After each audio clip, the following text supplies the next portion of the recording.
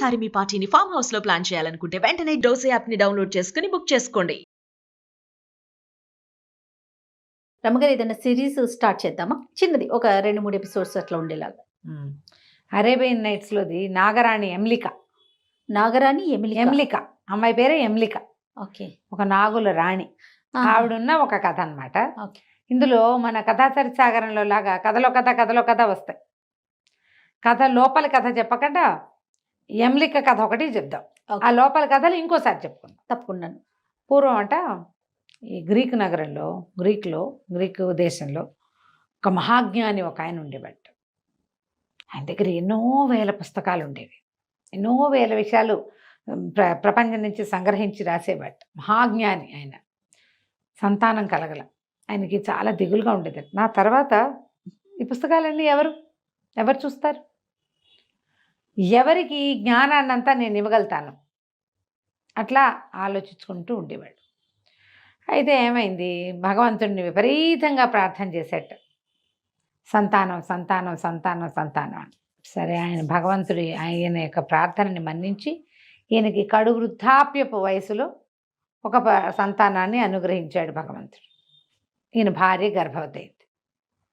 అయితే ఆవిడ గర్భవతి అయ్యాక ఈయనకు అనిపించింది, నా కొడుకు ఇదంతా చదువుతాడో లేదు, రేపొద్దున తరం మారితే ఇంతంత చదువులు ఉండకపోవచ్చు. అందుకని దాని అంతా కుదించి 5 పుస్తకాలు చేసేట. 100,000 పుస్తకాలని 5 పుస్తకాలు చేశాడు. 5 పుస్తకాలు చేశాక ఈ 5 పుస్తకాలకైనా వాడికి అక్కడికి వస్తాయో రావో అని ఇంకా ఆలోచించి 5 పేజీలు రాసేట. ఇంకా కొన్ని రోజులు ఆ గర్భంలో పిల్లవాడు ఉండగానే, పిల్లవాడని తెలుసా? అంటే సంతానాన్ని అడిగాడు భగవంతుడు. లేట్ వయసులో ఇచ్చాడు, మరి కొడుకు అనుకుంటున్నారు. ఓకే. ఆలోచించి ఏం చేశాడు, ఈ 5 పేజీలలో రాశాడు కదా, ఆ 5 పేజీలు కూడా చింపాతలు పారేసి ఒక చిన్న కాగితం మీద రాశాడు. రాసి భార్యకి ఇచ్చాడు. నేను బతుకుంటానన్న నమ్మకం లేదు. భగవంతుడు మనకు అనుగ్రహించిన కుమారుడి మొహం కూడా నేను చూడలేకపోతాను. ఆ లోపలే నా ఆయువు తీరిపోతుంది. ఆయన మహాజ్ఞాని కదా, ఆయనకి తెలిసిపోయింది తన ప్రాణం పోతుంది అని. పిల్లవాడు పెద్దవాడైతే చదువుకుని వాడికి పుస్తకాలు చదవాలి అన్న ఆలోచన వస్తే, జ్ఞాని కావాలన్న ఊహ కలిగినప్పుడు ఈ కాగితం వాడి చేతిలో పెట్టు అని చిన్న కాగితం ఇచ్చాడు. కొద్ది కాలానికి ఆయన చనిపోయాడు. ఓకే. ఆవిడ ప్రసవించకముందే ఆయన పోయాడు. అబ్బో, మొత్తం దేశం అంతా గోళ్ళను వెలిపించింది, ఇంత మహాజ్ఞానిని పోగొట్టుకున్నామో అని 7 రోజుల పాటు అవిశ్రాంతంగా ఏడిచారట జనం. బోళ్ళంతా కాదు, అశ్రుతర్పణం విడిచారు ఆయన కోసం 7 రోజుల పాటు. ఈవిడ పాపం చాలా దుఃఖించి కడుపులో ఉన్న పిల్లవాడి కోసం అట బతుకుంది. కొన్నాళ్ళకి ఈవిడికి డెలివరీ అయింది. పిల్లడు చక్కటి అందమైన పండు లాంటి పిల్లవాడు పుట్టాడు. హాసిబ్ అని పేరు పెట్టమన్నారు. మహాజ్ఞానం ఉండగానే చెప్పాడు. హాసిబ్ అని పేరు పెట్టింది. ఈ పిల్లాడికి జాతకం చూపించింది జ్యోతిష్కుల్ని పిలిచి. వాళ్ళంతా చూసి ఏమన్నారంటే, ఈ అబ్బాయికి యుక్త వయసులో ఒక గండం గడుస్తుంది, ఒక గండం ఉంది. అది కనుక గడిస్తే వీడు అద్భుతంగా సంపాదిస్తాడు, అద్భుతమైన జ్ఞానం అవుతాడు. అంతవరకు ఏం లేదండి అన్నారు. వాడు హాయిగా తిప్పకాయ తిరిగినట్టు తిరిగేవాడు. చదువులో చేర్చింది. వాడికి ఒక్క అక్షరం ముక్క రాల. చదవటం మీద ఆసక్తే లేదు వాడికి. ఎంతసేపు వాడికి తిరుగుదామని ఉండేది. ఏం చేస్తారు, అట్లాగే 15-20 ఏళ్ళు వచ్చేసి తిరిగేవాడు, ఆడుకునేవాడు, ఇటు తిరగటం. ఎవరిని అక్కడికి వెళ్తున్నాడు అక్కడ వాళ్ళ వెనకాల పడిపోయేవాడు. తిరగడం తప్పిస్తే ఇంకేమీ లేదు. ₹1 సంపాదన లేదు, చదువు సంధ్య లేవు. అయితే ఏమైంది, అందరూ అన్నారు పెళ్లి చేస్తే బుద్ధి వస్తుంది. మేము కూడా అలాగే చిన్నప్పుడు మా ఇంట్లో ఒకడు ఉండేవాడు, పిచ్చల్లరి చేసేవాడు. 3వ ఏడు వస్తే అల్లరి తగ్గుతుంది అనుకునేవాళ్ళం. 5వ ఏడు వస్తే అల్లరి తగ్గుతుంది అనేది మా అమ్మ. అక్కడి నుంచి వాడి 10 ఏళ్ళు వస్తే బుద్ధి రాదుటే వీడికి అనేవాళ్ళు. 10 ఏళ్ళు వచ్చినా 20 ఏళ్ళు వచ్చినా వాడు అల్లరి ధోరణి ఇప్పటికీ వాళ్ళ 50 వస్తున్నాయి కానీ వాళ్ళ ధోరణి వాడు అల్లరి పోదు. అట్లాగే చెప్పుకుంటూ ఉండేవాళ్ళం. అందరి ఇళ్లలోనూ అలా ఒకడు ఉంటాడు, ఒక అల్లరి పిల్లవాడు, ఒక అల్లరి వాళ్ళు, ఒక చెప్పిన మాట వినని వాళ్ళు. పెద్ద అయితే బుద్ధి వస్తుంది, వీడిని కూడా అలాగే పెళ్ళి అయితే బుద్ధి వస్తుంది అనుకున్నారు. అనుకుని పెళ్లి చేశారు. ఆవిడ చుట్టాల్లో చూసుకుని వెతుక్కుని ఓ బుద్ధిమంతురాలైన కాలిపొడుగు పిల్లనిచ్చి పెళ్లి చేశారు. పెళ్ళైన తర్వాత తిరుగుడు మానలావాడు. అయితే చుట్టుపక్కల వాళ్ళంతా ఏమన్నారు, వీళ్ళ తండ్రి మహాజ్ఞాని పేరు డానియల్ అన్నమాట. అమ్మ, పిల్లాడికి ఓ గాడిదని, ఓ తాడు, 2 బస్తాలు కొనిపెట్టండి. మా డానియల్ గారు అబ్బాయి మేము ఎంతో బాగా చూసుకుంటాము, పిల్లాడికి కట్టెలు కొట్టడం నేర్పిస్తాం, కనీసం వాడి తిరుగుడు అవుతుంది, మీకు ఇక 2 పూట్ల అన్నమైనా వస్తుంది మీకు, ఆయన సంపాదించిందంతా అవగొట్టేసుకున్నారు వీళ్ళు 20 ఏళ్లలో అనేసరికి ఈవిడేం చేస్తే ఒక కంచరగాడిది అనుకుని మరి 2 సంచులు ఒక తాడు అవి కొని పిల్లాడి చేతిలో పెట్టి వాళ్ళ వెనకాల పంపించింది. ఈ చుట్టుపక్కల కట్టెలు కొట్టుకునే జనాలంతా ఈ కుర్రాన్ని కూడా వెంటేసి పోయేవాళ్ళు. వాడి తిప్పకాయ తిరుగుడంతా ఉండేది. ఇక్కడ హాయిగా ఎక్కడికో పోవటం కదా, అక్కడి నుంచి వాళ్ళు కట్టెలు ఎట్టా కొట్టాలి, తర్వాత పట్టిన కట్టెలు ఎట్టా కట్టాలి, సంచులతో ఎట్లా కవర్ చేసి ఎట్లా గాడిద మీద వెళ్ళడేయాలి నేర్పించారు. 3-4 రోజుల్లో నేర్చుకున్నాడు. ఇక రోజు వీళ్ళతో పాటు పోయి కట్టెలు కొట్టడం తెచ్చుకునేవాడు. ఏదో భోజనానికి గడిచిపోయి కట్టెలు వచ్చేవి, అదేలేండి. డబ్బులు వచ్చేవి, వీడికి తిరగాలి కదా, అదెక్కాలి ఇదెక్కాలి తిరగాలి, ఆ తిరుగుడు అంతా సాటిస్ఫై అయిపోయాడు. కొన్ని రోజులు ఇట్లా గడిచినాయి. ఒకనాడు ఏమైందట, కొంచెం వానగానే ఉంది, వర్షంగా కొద్దిగా వానగా ఉన్నప్పుడు కట్టెలు బాగా అమ్ముడవుతాయి. తర్వాత 2-3 రోజులు వాన పడింది అనుకో, జనాలు ఎవరు ఇళ్లలో నుంచి వెళ్ళరు, ఇంట్లోనే కూర్చుంటే మంట వేసుకోవడానికి కట్టెలు కావాలి, వంటలు ఎక్కువ తింటారు, ఇంట్లో ఉంటే ఎక్కువ తింటారు కదా, బయటికి వెళ్ళిపోతే ఏముంది ఏదో ఇంత వండుకు పట్టుకెళ్ళిపోతారు, ఇంట్లో ఉంటే తిండి. దాంతో వీళ్ళు ఏమనుకున్నారు, ఈ కట్టెలు కొట్టేవాళ్ళు, పదరా బాబు పోదాము, కొంచెం ఇంకా ఇలాగా కొద్దిగా జల్లుగా ఉండగానే వెళ్ళిపోతే 4-5 బస్తాలు తెచ్చుకున్నామంటే శుభ్రంగా అమ్ముకోవడానికి ఉంటుంది, మనకి తిండి ఉంటుందని చెప్పారు. వెళ్తే ఏమైంది, పైకి వెళ్ళాక అదొక కొండ, అలా వెళ్తుంటే వాన పెరిగిపోయింది. వీళ్ళు కట్టెలు కొట్టేసుకున్నారు, తలా ఒక 4 బస్తాలు గుర్రాల గడిదల మీద వేసుకున్నారు. ఇక ఒక దశలో ఎలాంటి వాన వచ్చిందంటే రోజువారీ దారి మర్చిపోయి ఏదో ఒక పక్కకి వెళ్ళిపోయారు. అయ్యో, వెళ్ళిపోతే వీళ్ళు ఏమనుకున్నారు, అక్కడ ఏదో గుహ అంటుంది, అందులో ఒకళ్ళిద్దరికి ఆ దారి తెలుసు, అది అవతల ఊరికి వెళ్ళే దారి, ఇక్కడ ఒక గుహ ఉంది, గుహలో తలదాచుకుందాం, అంతగా అయితే తెల్లారేదాకా ఉందాము, పొద్దున ఏవో రొట్లు గిట్లు తెచ్చుకుంటారు, అందరి దగ్గర 2-3 మిగులుతాయి, సాయంత్రం వెళ్ళేటప్పుడు కొరుకు తినేందుకు, ఉన్నవేవో ఉంటాయి, రాత్రికి వెచ్చగా పడుకున్నామంటే తెల్లవారి వాన దగ్గరికి వెళ్ళిపోదాం, చీకటి పడిపోతుంది అనుకుని బాగా చీకటి మాటున ఆ గుహలోకి వెళ్ళారు. గుహలోకి వెళ్తే అందరూ అప్పటిదాకా తడిసిపోయి ఇదైపోయి ఉన్నారు, అందరూ పై బట్టలన్నీ తీసి ఆరేసుకున్నారు. మరి అందరిలోకి కుర్రాడు కదా ఈ డానియల్, మన హాసిబ్, ఒరే చితుకులు కొట్టరా అబ్బాయి, చిన్నవి కొడితే ఇక్కడ మంట వేసుకుందామన్నారు. ఏదో చిన్న మంట వెలిగించారు. ఇది కుర్రాడు ఏం చేస్తున్నాడు, చితుకులు కొట్టడం మొదలుపెట్టాడు. కొడితే తమాషా సౌండ్ వచ్చింది. నేల మీదకి గొడ్డలు పడ్డప్పుడు నేల మీద పడ్డ సౌండ్ వేరు, బోల్ శబ్దం వేరు కదా, దీని కింద ఏదో ఉందనుకున్నారు. అంతా మట్టి అంతా జరిపి చూశారు, మంట చితుకులన్నీ వేసి మంట పెద్దది చేసి ఆ మంట వెలుగులో చూస్తే అక్కడ ఒక రాతి తలుపు లాంటిది ఉంది. ఆ తలుపు ఉండేసరికల్లా బోలు శబ్దం వస్తుంది అనమాట. వీళ్ళు ఏం చేశారు, ఆ మంట అంతా పెద్దది చేసి ఈ ఉన్న వాళ్ళలో ఒకటి దగ్గర గుణపము పార అవి ఉన్నాయి, ఆ గుణపాన్ని దానికి పోటెత్తిచ్చి పైకి లేవదీస్తే లోపలికి చూస్తే కాగడాలు పెట్టి చూస్తే అదొక భూగృహంలాగా ఉంది. కింద ఏమిటో జాడీలు ఉన్నాయి, పెద్ద పెద్ద జాడీలు కనపడుతున్నాయి. ఆశ్చర్యపోయారు, అయ్య బాబోయ్ ఏదో నిధి రోయ్, వీడు భలే దొరికాడు, భలే ఉంది, ఆసేపుకి బాగా దొరికింది అని చెప్పి, ఒరే నువ్వే అందరిలోకి చిన్నపిల్లాడివిరా, దిగు నువ్వని తాడేసి వండి దించారు. బాగా లోతుగా ఉన్నాయి, అంత లోతు దించారు. దించితే ఒక 60 పీపాల దాకా ఉన్నాయి, 40 నుంచి 60 దాకా ఉన్నాయి. అందులో ఏముందో ఎట్లా తెలుస్తుంది, వీడేం చేశాడు, కిందకి దిగిన వాడు గొడ్డలు ఉంది వీడి దగ్గర, ఒక దాని పగలగొడితే తీరా చూస్తే తేనె ఉంది, అందులో తేనె.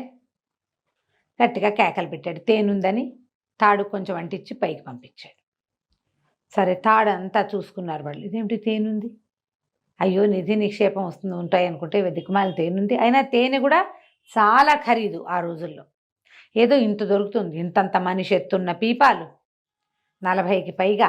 అక్కడి నుంచి ఏమన్నారు, అరే తాళ్ళు కట్టి ఒక్కొక్క దాన్ని పైకి లాగేద్దానరా అని చెప్పేసి 2 తాళ్ళు వేసి ఒక్కో పీపాకి వీడి కింద తాడు కట్టడం, ఆ ఉన్న వాళ్ళంతా లాగాడు. వీడు లాగక్కర్లా, పీపాకి తాడు కట్టడమే, ప్లాండ్గా తాడు కడితే అటు ఇటు బెసకుండా పైకి లాగేసి మొత్తం పీపాలన్నీ పైకి లాగేశారు. లాగేశాక వాళ్ళు 5గురు ఉన్నారు, పీపాలు 50 ఉన్నాయి. ఇప్పుడు హాసిబుని కూడా పైకి లాగితే 50 డివైడెడ్ బై 6 అవుతుంది. లేదనుకో 50 డివైడెడ్ బై 5 ఒక్కళ్ళకి 10 వస్తాయి. ఊరు దొంగ మొహాలు. వీడికి ఇంకా పని రాదు, ఏమీ రాదు, ఈ అడవిలో మొదలుపెట్టి 15-20 రోజులైంది, వీడికి ఎందుకు వాటా ఇవ్వాలి, వీడు ఎందుకు పనికి బాలేని వాడు, వీడికి వాటా ఇవ్వటం ఇష్టం లేదు వాళ్ళకి. కామ్గా ఏం చేశారు, తాడు పైకి లాగేశారా? తాడు పైకి లాగేసి ఆ, వెళ్ళిపోయారు. గుర్రాల మీద, గాడిదల మీద ఉన్న మొత్తం కట్టెలన్నీ బాధేసేసి ఆ ఉన్న గాడిదల మీదకి ఇవి చేర్చుకుని అలాగా పట్టుకుపోయారు బయటికి. వీడు ఈ పనంతా అయ్యేసరికి రాత్రి మొదలెట్టారు. తెల్లారిపోయింది. తెల్లవారాక కేకలు, ఇంతలో నిద్ర వస్తుంది అన్నాడు. వాళ్ళు పడుకో కాసేపు పడుకో, ఏం పర్వాలేదు, పైకి లాగుతాను, లాగి లాగి అలసిపోయినా అంటే నిద్రపోయాడు. లేచి చూసుకునేసరికల్లా ఏముంది, నిశ్శబ్దంగా ఉంది, ఎవరు లేరు. కేకలు పెట్టాడు, అన్నయ్య అన్నయ్య అన్నయ్య, అన్నలు లాగండి లాగండి, లాగండి లేదు, ఓగండి లేదు. ఈ మొత్తం పీపాల ప్లేస్ అంతా ఖాళీగా ఉంది. ఆ వెళ్ళిపోయిన వాళ్ళు ఏం చేశారు, ఈ తేనెని కేజీల లెక్కన చొప్పున అమ్ముకున్నారు. ఒక్కొక్క పీపాలో దాదాపుగా 100 కిలోలు ఉంది. ఎంత డబ్బు వచ్చింది? ఒక్కొక్కడికి 10 వచ్చినాయి. 15 పీపాలు వచ్చినాయి. ఒక్కో దాంట్లో 100 ఉండాలి. ఎన్ని ఉన్నాయో అంత తేనో. చాలా సంపన్నులు అయిపోయారు వాళ్ళు అవన్నీ అమ్మేసుకుని. అయితే మా కొడుకు ఏడి అని అడిగితే, మేము దారి తెప్పాం, ఓ తోడేలు మీ కొడుకుని మెడేసేసుకుని తీసుకుపోయింది, మాకు ఇదిగో వాడి చొక్కా ఒకటి దొరికింది. వాడు కిందకి దిగేటప్పుడు చొక్కా పడేశాడు అక్కడ. ఆ చొక్కా దొరికింది, కొన్ని ఎముకలు దొరికినాయని దారిలో దొరికిన జంతువు ఎముకలు ఏవో పట్టుకొచ్చి చూపించాడు. తల్లి బయళ్ళాము తెల్ల బోది బోమని ఏడ్చారు. ఏం చేస్తారు, వాళ్ళ బతకాల్సిందేగా. ఏదో చిన్న కూలి పని చేసుకుంటూ బతకటం మొదలుపెట్టారు వాళ్ళు. ఈ వీడేమో ఇక్కడ ఉండిపోయాడు. ఉన్నవాడు ఏం చేశాడు, వీడు వెతికాడు, ఏమీ లేదు అక్కడ. అదొక పెద్ద గుహలాగా, దీనిలాగా ఉంది, గదిలాగా. సరే ఇంకా పిలిచి ఎవ్వరు రారని అర్థమైపోయింది. అయితే ఏమైంది, ఒక మూల నుంచి ఒక మండ్రగుబ్బ వచ్చింది. మండ్రగబ్బలు అంటారు, తేలులో పెద్ద వెరైటీ మండ్రగబ్బ అంటారు దాన్ని. మహావిషం అది. ఆ మండ్రగబ్బ పాక్కుంటూ వచ్చింది. అప్పుడు వాడు చూశాడు, ఒక నెరలో నుంచి వస్తుంది. అది ఎక్కడి నుంచి వస్తుంది, గోడకు ఒక హోల్ ఉంది. ఆ హోల్లో నుంచి బయటకు వచ్చింది. సరే అతన్ని వీడి దగ్గర గొడ్డలు ఉంది కదా, గొడ్డలతో చంపేశాడు. చంపాక వాడికి అనిపించింది, ఇది ఎటా వచ్చింది, ఇక్కడ పుట్టింది కాదు, ఇదంతా నున్నటి గోడలు, ఒక పగుల్లో నుంచి వచ్చింది, అంటే బయటికి పగులు ఉందన్నమాట అని చెప్పి ఏం చేశాడు, ఈ గొడ్డలు పెట్టి కొట్టో అని బాగా కొట్టాడు. కొట్టేసరికల్లా మొత్తం అంటే వేరే ఇచ్చిపోయింది. అదే అవతలకి దారి కనపడుతుంది. సరే అటు నడవడం మొదలుపెట్టాడు. నడవగా ఒక వెండి వాకిలి కనపడింది. వెండిది పెద్ద తలుపుని తోస్తే తలుపు తెరుచుకుంది. అక్కడి నుంచి ఇంకా నడకుంది లోపలికి. తర్వాత ఒక బంగారు వాకిలి కనిపించింది. ఆ బంగారు వాకిలి కూడా తెరిచాడు. లోపల చూస్తే పెద్ద తోట. అది ఎంత విచిత్రంగా ఉందంటే, పెద్ద సింహాసనం ఒకటి కనపడుతుంది పైన గట్టు మీద. దాని చుట్టూతా దాదాపుగా ఒక 12,000 చిన్న చిన్న పీటలు ఉన్నాయి. లెక్క పెట్టాడు, వరుసకి ఎన్ని ఉన్నాయి లెక్కపెట్టి, ఇన్ని వరుసలు ఉన్నాయి లెక్కపెట్టి, ఎన్ని పీటలో 12,000 ఉన్నాయి. అక్కడి నుంచి ఓ పక్కన చక్కగా ఇట్లా నీళ్ళ చెరువు లాంటిది ఒకటి, ఏమంటారు మన అది, సరోవరం లాంటిది.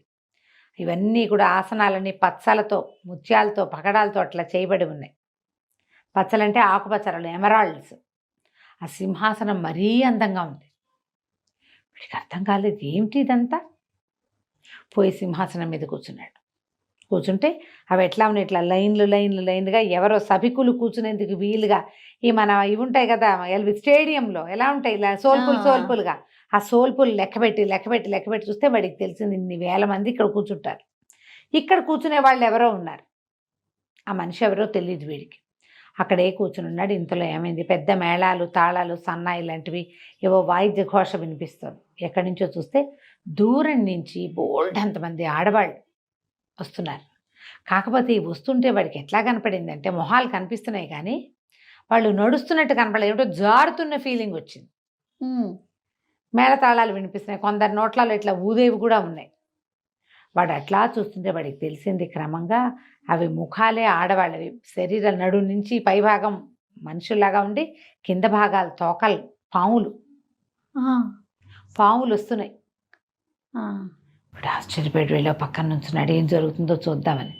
వీళ్ళంతా బోడని బాకాలు బాజాలు బోదుకుంటూ, మధ్యలో డ్యాన్సులు చేసుకుంటూ, ఎంత పెద్ద సమూహం వచ్చిందో. ఆ సమూహం అంతా పక్కకి తప్పుకున్నాక వెనకాల ఒక మేనా మోసుకొస్తున్నారు, ఓ 15 మంది. ఆ మేనాలోంచి ఒక మహాద్భుత సౌందర్యవతి దిగింది. నడుందాకా మనిషి, కింద భాగం పెద్ద సర్పం తెల్లటిది. అక్కడి నుంచి వీళ్ళంతా మేనా దింపి ఆవిడని తీసుకొచ్చి సింహాసనం మీద కూర్చోబెట్టారు. చక్కగా బట్టలు అవి సవరించారు. అందరూ చుట్టూతా మొత్తం అన్ని ఆసనాలు ఫిల్ చేసేసారు. కూర్చుని ఉన్నారు. ఈవిడ ఈ స్టేజ్ మీద ఈ సింహాసనం మీద కూర్చున్న ఆవిడ భలే పాడడం మొదలుపెట్టింది. ఎంత తీయటి గొంతో చక్కటి పాట ఏదో పాడింది. అక్కడి నుంచి ఏదో స్పీచ్ ఇచ్చింది. మనం ఎంతో జాగ్రత్తగా ఉండాలి, ప్రస్తుతం ఇక్కడ ఉంటాము, వేసవి విడిదిగా మనం కాప్ పర్వతాలకు వెళ్దాము, మీరంతా సంతోషంగా ఉండాలి, నా పాలనలో ఇవన్నీ సరిగ్గా అలా ఏవేవేవేవేవో చెప్పింది. వీళ్ళందరూ పక్కగా నిలబడి ఉన్న హాసిబ్బని చూసేశారు. వాళ్ళు ఎవరేమన్నా మాట్లాడకుండా ఊరుకున్నారు. సరే, మొత్తం స్పీచ్లు గీచులు అయిపోయినాయి. ఏవో రకరకాల తీయటి పదార్థాలు అవి ఇవి పంచుకున్నారు. అక్కడి నుంచి ఒక నలుగురు వచ్చి అబ్బాయి రా అని ఈ హాసిబ్బ చేతులు పుచ్చుకొని ఆవిడ దగ్గర తీసుకుపోయారు. వస్తే ఓ పీట మీద కూర్చోబెట్టింది. అబ్బాయి, ఎవరు నువ్వు, ఏమిటి నీ పేరు, ఎందుకు వచ్చావు అంటే, వీడు నేను ఫలానా అండి, అక్కడ తేనె డబ్బాలు కనపడ్డాయి, నా స్నేహితులంతా తీసుకుపోయారు, నేను తీసుకోలేకపోయాను, ఇలా అయిపోయింది, నేను వెతుక్కుంటూ ఇటు వచ్చాను, ఎటు వెళ్ళాలో తెలియక వచ్చానంటే ఆవిడ చాలా సంతోషించింది. నా పేరు ఎమ్లిక, నేను నాగుల రాణిని, ఇది శీతాకాలపు విడిది, అదే వర్షాకాలం ఇక్కడ ఉంటాను నేను, ఎండాకాలపు విడిది వేసవకాలపు విడిది కాప్ పర్వతాల్లో ఉంటాను అని చెప్పి, నువ్వు చాలా అలసిపోయి ఉంటావు, ఆహారం లేకుండా ఉంటావు, ఈ పిల్లవాడికి ఆహారం పెట్టండి అంటే వాళ్ళు చక్కగా మంచి ఫుడ్ పట్టుకొచ్చారు. అంతా తిన్నాడు హాయిగా. మంచి బట్టలు మార్పించారు, మురికి బట్టలు తీసి చక్కగా స్నానం చేయించి దూదులాగా తేలికైపోయింది ఇట్లబడి ఒళ్ళు, పక్షిలాగా ఎగిరేలాగా అయ్యట, అంత తోమేశారనమాట ఒళ్ళు. సరే, అక్కడి నుంచి మంచి బట్టలు కట్టించారు, చక్కగా భోజనం పెట్టారు, ద్రాక్షాసమం ఇచ్చారు. అబ్బాయి, నీ మార్గాయాసం ఎంతో కష్టపడి వచ్చావో నువ్వు, కానీ కాలక్షేపం అవడానికి ఒక మంచి కథ చెప్తా విను, నాకు కథలు చెప్పడం అంటే ఇష్టం, వినేవాళ్ళు కావాలి, ఇంతకాలానికి నువ్వు దొరికావు ఓ అని చెప్పి ఇంతకుముందు బులాకియా అనే ఒక రాజకుమారుడు ఇక్కడికి వచ్చాడు. ఎమ్లిక చెప్తోందనమాట. బులాకియా కథ అని ఒక పెద్ద కథ చెప్తుంది. ఆ బులాకియా కథలో ఇంకో 3 కథలు వస్తాయి. మనం బులాకియా కథ చెప్పట్లేదు, ఇవి కథలు చెప్పాం. ఓకే, మళ్ళీ చెప్పుకుందాం ఇంకోసారి. ఎన్నో కథలు చెప్పింది. కొద్ది రోజులు ఆమె దగ్గరే ఉండిపోయాడు. దాదాపు ఒక 3 నెలల పాటు అక్కడే ఉన్నాడు. ఎన్ని రకాల కథలో విన్నాడు, ఆవిడతో కలిసి హాయిగా ఉన్నాడు. అయితే ఈవిడేమంది, ఒకరోజు చెప్పింది, నువ్వు ఎంత చక్కగా కథ వింటావు, ఎంతో శ్రద్ధాళువి, చక్కగా గుడ్ కంపెనీ ఇస్తావు నువ్వు, మరి మేము కాప్ పర్వతాలకు వెళ్తాం, నువ్వు నాతో పాటు రా, నాతోటి ఉండిపోదు కానీ నేను కాప్ పర్వతాలకు వెళ్ళాక ఈ పాము శరీరం మార్చుకొని మంచి శరీరంలోకి మారుతాను, వర్షాకాలం ఇలా ఉంటా, నువ్వు నన్ను పెళ్లి కూడా చేసుకోవచ్చు, నాతో ఉండొచ్చు అని అడిగింది. అడిగితే వీడికి పెళ్ళం మీద అమ్మ మీద పోయింది మనసు. తీయడి పదార్థాలు తినగా తినగా తినగా తినగా వాడికి వేయించిన చేపలు, ఉడకబెట్టిన గుడ్లు, ఫ్రై చేసిన మాంసం అలాంటివి గుర్తొస్తున్నాయి. ఇక్కడ అలాంటివి దొరకవు, ఇది ఇంకేదో అనోఖా ఫుడ్. అమ్మ పెళ్ళాము గుర్తొచ్చేస్తున్నారు. ఇతను బాగా బతిమలాడాడు ఆమెను. అది కాదమ్మా, నీతో ఉండటం నాకు ఇష్టమే, నీతో వివాహం అక్కర్లే, నేను నీతో ఉంటాయి, కథలు వింటూ ఉంటాను, కానీ మా అమ్మ నా భార్య ఏమైపోయారో తెలియదు. మా అమ్మ నేను ఎంతో మహాజ్ఞాని కుమారుణ్ణని, నన్ను ఎంతో చదివించడానికి ప్రయత్నం చేసిన, ఒక్క ముక్క చదువురాలే నాకు, నేనేదో గాడిదలు గాయటం, ఏమంటారు కొట్టలు కొట్టడం నేర్చుకున్నాను, అది ఒక్కటే విద్య నాకు వచ్చింది, మరి ఇప్పుడు వదిలేస్తే వాళ్ళు ఏమైపోతారు, నాకు అక్కడికి వెళ్ళాలనుందని బాగా బతిమలాడాడు. బతిమలాడేసరికల్లా సరే ఆవిడ ఏం చేసింది, సరే నువ్వు వెళ్ళిపోతానంటే నేనేం చేస్తాను చెప్పు, నేను అలాగే వెళ్దుగానని ఒక సైనికురాలిని, ఒక సేనాపతిని తోడిచ్చి పంపించింది. ఇందులోంచి బయటపడి ఒక పాడుపడ్డ భవనంలో తేలాడు. ఆ భవనంలోంచి బయటకు వచ్చి తన ఊరు ప్రయాణం అయ్యాడు. ప్రయాణం అయ్యాక ఇతన్ని పంపించేస్తారని ఒప్పుకుంది కదా, తర్వాత ఏం జరిగింది?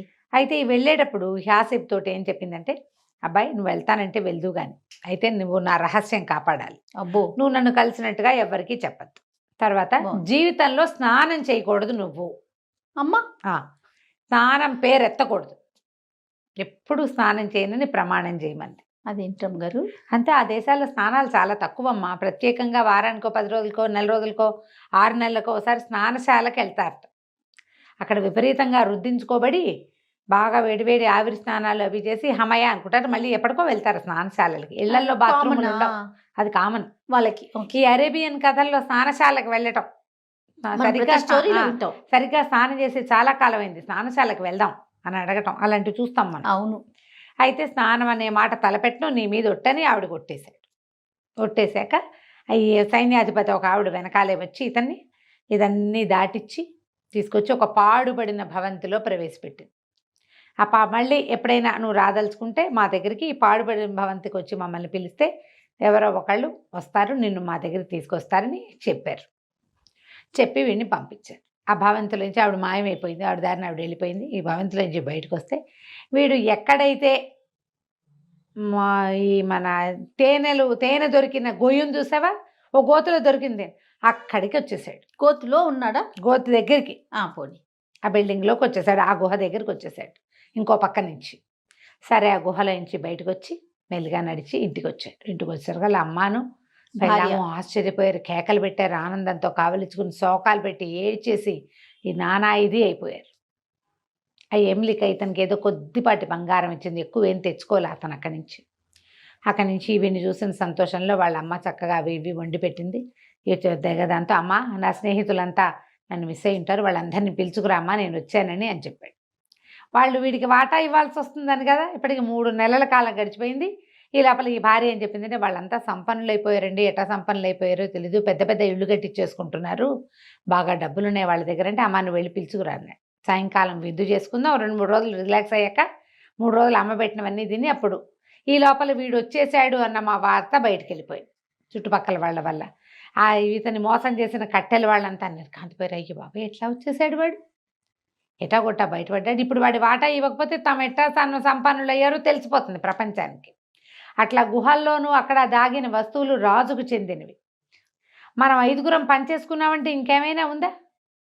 సరేనని వాళ్ళు ఏం చేశారు, వీడికి కూడా వాటా పెట్టాలని ప్రతి వాళ్ళు కొత్తగా సంపాదనలు మొదలుపెట్టారుగా, కొంత డబ్బులు తీసి బాక్సుల్లో పెట్టి అన్నీ పుచ్చుకొని సాయంకాలం భోజనానికి వెళ్ళారు. ఇంకా ఆలోచుకుని ఆహాహా నిన్ను చూడడం మా అదృష్టం అంటే వాళ్ళ అమ్మ అడిగిన తోడేలు తినేసింది అన్నారు. మీరు వాడు ఎట్టా వచ్చాడు అంటే ఎవరినో తినేసింది, అది వీడని మేము అనుకున్నామని వాళ్ళు బొంకారు. తోడేలు వెంట పడితే నేను పారిపోయారబ్బా ఎక్కడికో వెళ్ళిపోయాను అన్నాడు కొడుకు. వాళ్ళందరినీ కావలించుకున్నాడు, వాళ్ళు ఇచ్చిన సంపద అంతా పుచ్చుకున్నాడు. సరేలేండి నేను ఎవరికీ చెప్పను అని చెప్పి ఒట్టేశాడు. అక్కడి నుంచి సరే ఈ చిన్న ఇంట్లో చిన్న జీవితం ఎందుకు, ఇంత డబ్బు చేరిపోయింది కదా మన దగ్గర, ఎమ్లికి ఇచ్చింది కూడా కొంచెం ఉంది. సరే ఇతను ఏమన్నాడు, మనం దీంట్లోకి పెద్ద టౌన్లో ఇల్లు తీసుకుందామని టౌన్లో చక్కగా ఒక ఇల్లు ఏర్పరచుకుని భార్య అమ్మతోటి హాయిగా ఉన్నాడు. హాయిగా ఉండేసరికల్లా కొంతకాలం అయ్యేసరికి ఒకనాడు ఏమైంది, ఎక్కడో ఏదో చిన్న బిజినెస్ చేసేస్తున్నాడు ఇతను, అవకాశం ఉందిగా, డబ్బు ఉంది. ఈ బిజినెస్ వ్యవహారం మీద వ్యాపారపు పని మీద ఓ చోటకి ఎక్కడికో వెళ్ళాడు. తిరిగి వస్తుంటే ఆ ఊళ్ళో పెద్ద స్నానశాల ఉందట. ఆ స్నానశాల ఓనర్ తాలూకు తోడల్లుడు ఈ హాసిబ్ ఇంటి పక్కన ఉంటాడు. ఆయన తోడల్లుడింటి భోజనశాలకు వచ్చినప్పుడు ఈ హాసిబ్ తాలూకు పెద్ద ఇల్లు, కులసాగా కనపడే అందంగా కనపడే ఆ కుర్రాడు అతని భార్య వాళ్ళని గమనించేవాడు అసలు ఆ స్నానశాల. ఆయన బయట నుంచి అందరికీ స్వాగతం అండి, రండి రండి, హోటల్లో బయట రిసెప్షన్లో ఉంటారుగా, అట్లా వాకిట్లో నిలబడి రండి రండి స్నానం చేయండి, మా దగ్గర స్నానం చేస్తే మీరు పక్షి లాంటి అనుభూతి పొందుతారు, వెన్నతో కోసం అర్థం చేస్తామని కేకలు పెడుతున్నాడు. గాడిద పాలతో స్నానం చేయిస్తామని అదని ఇదని. ఎప్పుడైతే ఈ హాసిబ్ని చూశాడో రండి రండి దయచేయండి అంటే ఆయన స్నానం చేయండి అన్నాడు. హాసిబ్ స్నానం చేయకూడదు కదా, అక్కడి నుంచి ఆయన వెంటపడ్డాడు. చేయకపోతే ఎట్లా, మీరు స్నానం చేసి తీరాలి, ఫ్రీ మీకు, మా తోడల్లి పక్కిళ్ళు కాబట్టి మీరు ఇవాళ స్నానం చేయాల్సింటే, లేదండి నేను ఏదో ప్రమాణం చేసుకున్నాను జీవితంలో స్నానం చేయనని నేను చేయను అన్నాడు. అనగానే లబలబలాడిపోయాడు. అదేంటి అలా చేస్తారా, మీరు కనుక మా స్నానశాలలో స్నానం చేయకపోతే నా 3 భార్యలకి విడాకులు ఇచ్చేస్తాను, నేను ప్రతిజ్ఞ చేస్తాను అన్నాడు. చుట్టుపక్కల జనాలంతా చేరారు. వాడి మొహం వాడి స్నానం చేయకపోతే ఆడి భార్యలకి విడాకులు ఏంటండి? ఏమైనా సరే నేను మీకు ఫ్రీగా చేయిస్తా కదా, రూపాయి ఖర్చు పెట్టక్కర్లేదు మీరు అంటాడు. అనేసరికల్లా ప్రమాణాలు చేసేయటం, అక్కడంతా ప్రమాణాలు ఉంటుంటాయి అన్నమాట. అది సరే రమ్మ గారు. ఈ వాక్యం చదివేటప్పుడు జయ ఇలా అంటుంది నేను ఊహించా జయ, నేను ఇప్పుడు మొహం మండ, వాడెవడో స్నానం చేయటువంటి వీడి పిల్లలకి విడాకులు ఇవ్వటం ఏమిటి, అక్కడ అలా అయిపోయేవి. మరి అక్కడి నుంచి చుట్టూ జనాలంతా చేరారు. జనాలంతా అదేంటండి ఆయన ఇంత పెద్ద ప్రతిజ్ఞ చేస్తే, అదే కదా, ఆ పెళ్ళాలు ఉసురు పోసుకోవద్దు, మీరు స్నానం చేసి తీరాలి, మీరు ప్రమాణం తప్పితే ఏం ప్రాబ్లమ్స్ వస్తాయి అవన్నీ మేము తీరుస్తామంటారు. అక్కడి నుంచి జనాలంతా పట్టండ్రా, ఇంత పెద్ద మనిషి, 3 పెళ్ళాల మొగుడు, 10 మంది బిడ్డల తండ్రి, ఈయన విడాకులు తీసుకుంటే కుదురుతుందా, ఈ కుర్రాడిని స్నానం చేయించలేవా మనం, పట్టండి వినని ఏ ఎత్తి తీసుకుపోయారు. వీడు లబో దిబో అని కేకలు పెట్టాడు హాసిబ్. ఏం కేకలు పెట్టినా ఏమీ లాభం లేదు. బట్టలు పీకి పారేసేశారు. ఓ చిన్న లంగోటాతోటి వాడిని తీసుకుపోయి పెద్ద నీళ్ల తొట్టలో ముంచారు. అక్కడి నుంచి పరపరా బ్రష్లు పుచ్చుకుని ఒళ్ళంతా తోమేశారు, వీపంతా రుద్దేశారు, మొహం అంతా కడిగేశారు, గుమగుమలాడే పొగలేశారు, అన్నీ వేసి బట్టలు వేసి నుంచోబెట్టంగానే బిలబిల్లాడుతూ 15 మంది సైనికులు వచ్చారు, పట్టేసుకున్నారు. వాళ్ళ ఆహా, సైనికులు. ఓకే. అక్కడి నుంచి వజీర్ గారు బయట పదండి పదండి పదండి అంటే నిర్కాంత్ పడి నేనేం చేయలేదండి అంటే మాకు తెలుసు నువ్వేం చేసావో మాకు తెలుసు అని ఎత్తుకుపోయారు. ఎత్తుకుపోవటం ఏమిటి, తీసుకుపోయి ఒక రాజుగారి అంతఃపురంలోకి తీసుకెళ్లారు. అక్కడ రాజుగారు ఒక పడక మీద పడుకున్నాడు. ఆయన ఒంటి మీద ఒక పల్చటి వస్త్రం కప్పింది. ఆయన మొహం మీద గుడ్డేసుకుని పడుకుని ఉన్నాడు.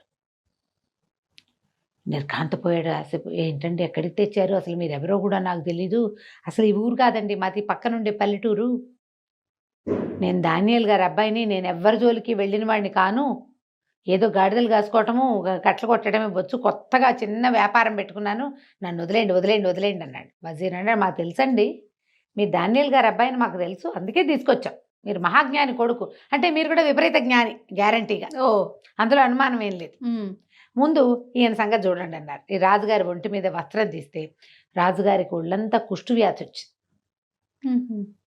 మీరు మహావైద్యుడు, ఈయనకి వైద్యం చేయాలంటారు. వీడు లబో దిబో, నాకు అక్షరం ముక్క చదవటం రాదండి, మా నాన్న మహాజ్ఞాని, ఆయన చచ్చిపోయాక పుట్టే నేను ఒక్క ముక్క చదువుకోవాలా, నాకు చదువే రాలా, నాకు వచ్చిందల్లా గాడిదలు గాయటం కట్టలు కొట్టడం, ఇంకేం రాదు, ఈ వ్యాపారం కూడా ఏదో రైతుల సహాయంతో చేసుకుంటాను, నాకు రాదండి అంటాడు. ఏమైనా సరే నువ్వు చెయ్యాల్సిందే వైద్యం అనేసరికి నాకెక్కడి నుంచి వస్తాండి వైద్యం అని తిరుక్కున్నాడు. నాకు రాదు, అసలు నన్ను ఎందుకు తీసుకొచ్చారంటే నువ్వు నాగరాణి ఎమ్లికని చూసొచ్చావు కదా, నువ్వు ఎమ్లికని చూసావు కాబట్టి ఎమ్లిక వల్ల ఈ వైద్యం అవుతుంది అనేసరికి వీడు నిర్కాంతపోయాడు. అమ్మా స్నానం చేయటం వల్ల వీళ్ళకి తెలిసిపోయిందిరా దేవుడా అని. ఎమ్లిక ఎవరండి, నేను ఎప్పుడు చూడలేదండి అన్నాడు. అనేసరికి ఒప్పుకోలే వాళ్ళు. ఆహా ససేమిరా అన్నాడు. ప్రమాణాలు చేశాడు, మా అమ్మ మీద ఒట్టు, మా ఆవిడ మీద ఒట్టు, మా నాన్న మీద ఒట్టు, చచ్చిపోయాడు అయినాడు ఆయన మీద ఒట్టు, నా మీద ఒట్టు, నేను ఎమ్లికని కలవలేదు, చూడలేదు, ఆవిడెవరో నాకు తెలియదు అంటే వజీర్ ఒప్పుకోలే. మాకు తెలుసు నువ్వు ఇట్లాంటి వేషాలు వేయకు, ఎమ్లికని కలిసి వచ్చిన వాడికి పొట్ట మీద చర్మం నల్లబడుతుంది, నీ పొట్ట మీద చర్మం నల్లగా ఉంది, నీ స్నానశాలలో నువ్వు స్నానం చేయగానే అది బయటపడింది, పొట్ట మీద చర్మం నల్లగా ఉన్నవాడిని మాకు అప్పచెప్పమని ముందరే తాకీదులు ఉత్తర్వులు ఇచ్చి ఉన్నాం, పైగా నువ్వు దానియేల్ గారి అబ్బాయివని స్నానశాల నిర్వాహకుడు చెప్పాడు, నీ మహాజ్ఞానము నువ్వు ఎమ్లికని చూడడము రెండూ కలిసి నువ్వు వైద్యం చేయగలవు అనేసరికి నేను చూడలేదన్నాడు. ఈయన ఏం చేశాడు, అరే చాకు పెట్టండి రా, కత్తెర పెట్టండి రా అని చొక్కా కింద నుంచి పైదాకా కత్తిరించేశాడు. చొక్కా తీసేసరికి పొట్ట మీద 2 అరిచేతుల మేర నల్లగా ఉంది చర్మం, తెల్లటి వాడు. వీడన్నాడు చిచ్చి కాదండి, ఇది నా పుట్టుకతోటే ఉంది, ఇది పుట్టుమచ్చా అనేసరికి వజీర్ అన్నాడు నువ్వు వెధవ కబుర్లు చెప్పకు, మాకు తెలుసు స్నానం చేయకూడదన్న నియమం కూడా నీకు ఎమ్లికే పెట్టింది, అందుకే నువ్వు చచ్చినా చేయనన్నావు, వాళ్ళు బలవంతంగా స్నానం చేయించారు నీతోటి, నీ పొట్ట మీద ఉన్న చర్మం ఎమ్లిక అని ఆమె సర్పం, ఆమెతోటి స్పెండ్ చేసిన వాళ్ళకి ఇట్లా వస్తుంది అని, నువ్వు ఏమైనా సరే రాజుని బతికిస్తావా వైద్యం చేస్తావంటే ససేమిరా నాకు తెలియదు కాక తెలియదు అన్నాడు. అనేసరికి ఎత్తి విని పడుకోబెట్టండి అని 3rd డిగ్రీ ప్రయోగించారు వాడి మీద. వజీరు తనే స్వయంగా పూనుకుని ఒక లాఠీ తెప్పించి వీడిని బొక్కబొరలా పడుకోబెట్టి అరికాళ్ళ మీద కొట్టాడు. అది నొప్పి భరించలేరు కదా, తీసుకెళ్తా అని ఒప్పుకున్నాడు హాసిబ్. అయ్యో మరి ఏం చేస్తాడు, దెబ్బలు తినలేడు కదా, చంపేస్తే ఓ దెబ్బకు పోతారు, ఇది చంపుడు కాదు, నొప్పి బాధ భరించాలి.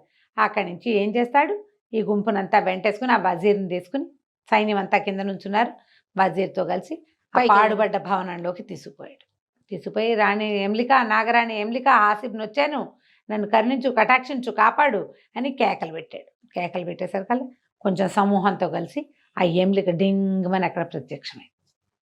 ఇక్కడ దాకా సర్పం, కిందంతా పాము చుట్టలు చుట్టుకుని పైభాగం మాత్రం స్త్రీ స్వరూపంలో ఉన్న మహాసౌందర్య రాజైన నాగరాణి వచ్చింది.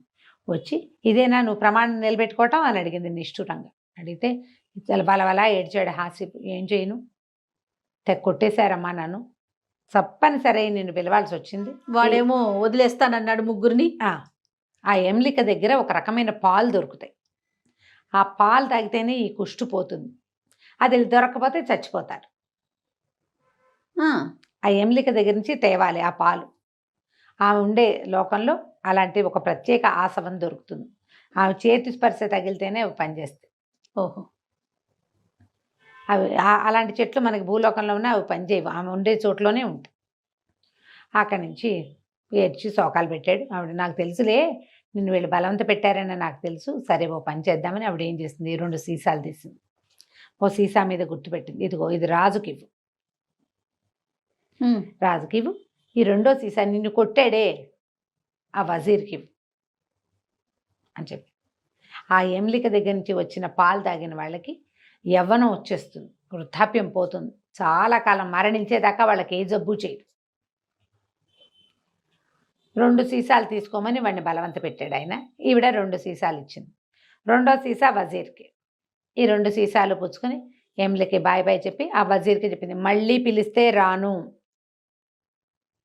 అని చెప్పేసింది. మాయమైపోయింది. వజీరు హాసిబ్బు పరివారంతో సహా రాజుగారి దగ్గరికి చేరారు.